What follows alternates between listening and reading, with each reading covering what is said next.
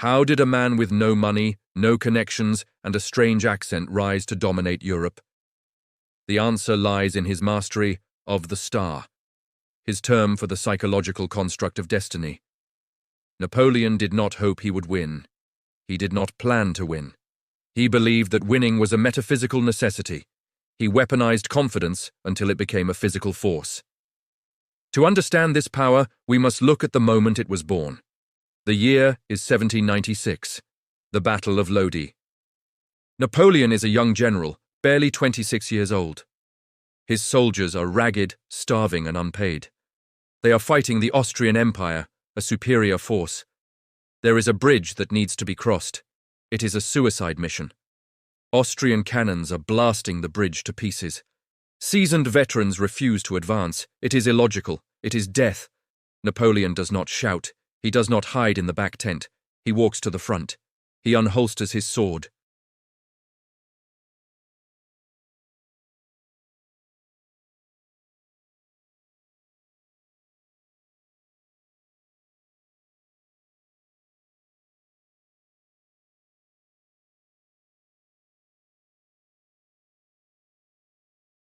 They storm the bridge. They win the impossible victory. Napoleon later wrote, "It was at Lodi that I realized I was not a mere general, but a man called to change the face of the world." This is the ignition point of the God complex, but the most profound example of his psychological dominance happened years later, after his fall. It is the most cinematic moment in human history, and it is entirely real. In 1815, Napoleon escapes his exile on the island of Elba. He lands in France with only a handful of guards. He has no army. He is declared an outlaw. The King of France sends the 5th Regiment, over 700 soldiers, to intercept him and kill him. They meet on a dirt road near Grenoble. The 700 soldiers form a line, muskets loaded, aiming at the fallen emperor. Napoleon orders his small guard to lower their weapons. Silence falls over the valley. Napoleon walks out alone.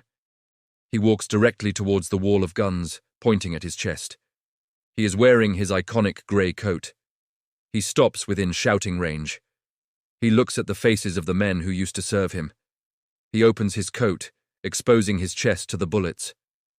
He shouts, "Soldiers of the 5th, do you recognize me?" He pauses.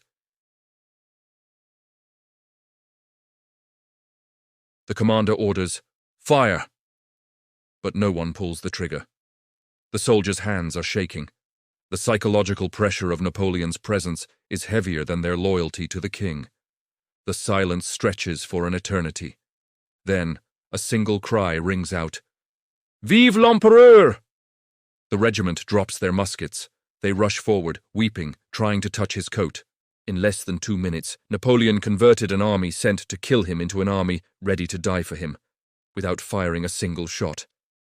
That is not military tactics. That is the power of absolute presence. How does this mechanism work in the human brain? Napoleon understood that human beings are desperate for meaning. We are terrified of chaos.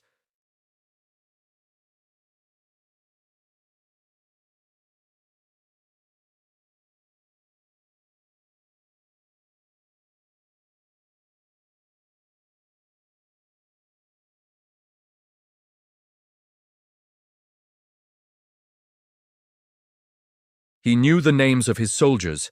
He pinched their ears as a sign of affection. He gave them medals, baubles, as he called them, knowing that men will let themselves be blown to pieces for a bit of coloured ribbon if it comes from the hand of a god. He also understood the theatricality of power. When the Pope came to Paris to crown Napoleon as emperor, the script called for the Pope to place the crown on Napoleon's head. But at the last second, Napoleon broke the script. He took the crown from the Pope's hands, turned his back on the church, and placed the crown on his own head. The message was brutal and clear. I did not earn this through God. I took this through will. He signaled that his authority came from himself.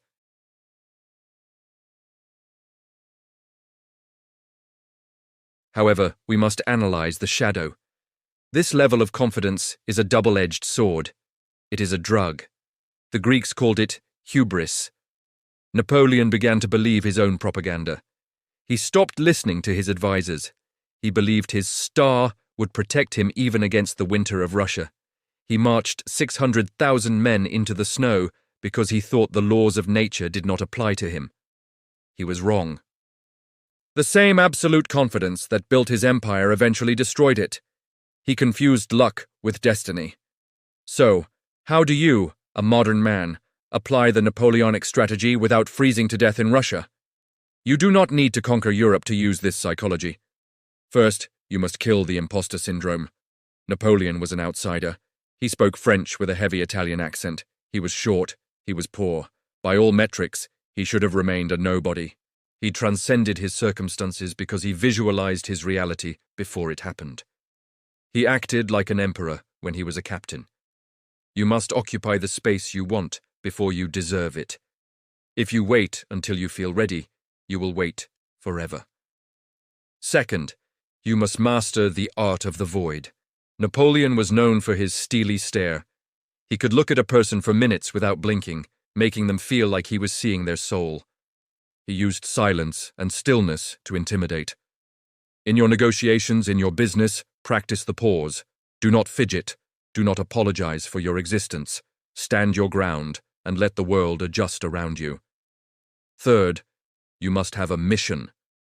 Napoleon was not fighting for money, he was fighting for glory. People follow visionaries, not mercenaries.